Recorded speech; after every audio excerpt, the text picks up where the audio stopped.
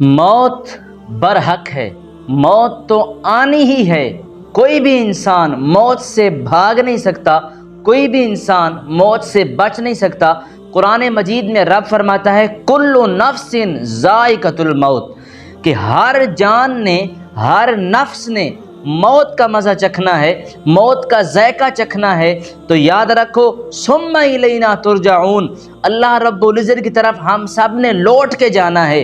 اور قرآن کا فرمان ہے منہا خلقناکم وفیہا نعیدکم ومنہا نخرجکم تارۃ اخری۔ علماء سے سنتے ہیں آپ لوگ کہ موت ہر کسی پہ آنی ہے، موت برحق ہے۔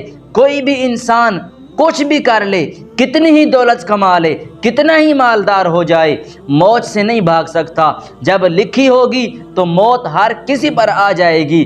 تو اللہ کے بندے، جب موت برحق ہے، موت آنی ہے، جب ایک دن اس فانی دنیا سے جانا ہے، تو پھر یہ تکبر کیسا، یہ اکڑ کیسی، یہ زندگی کے اندر معاملات میں فخر کرنا، غرور کرنا کیسا۔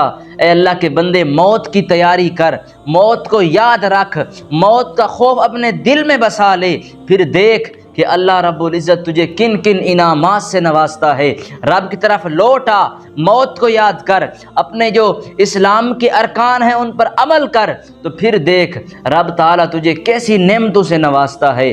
تو میں دعا کرتا ہوں